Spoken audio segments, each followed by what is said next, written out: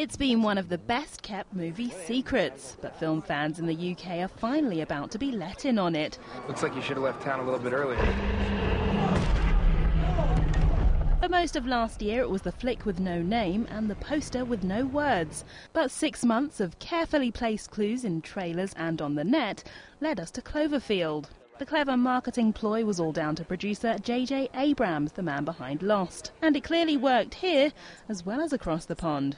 Here's Roxanne McKee and Simon Webb. This is exactly my cup of tea. I really enjoy thrillers, so I've seen the previews for this at the cinema, and I'm really excited to be watching it. I recognise like the backdrop of the of the head missing in the Big Apple, and I actually saw something to do with the trailer. Without giving it all away, Cloverfield sees a bunch of youngsters struggling to survive as they try to escape a rather large something that's destroying the Big Apple. A city which director Matt Reeves chose due to the modern worries of New Yorkers.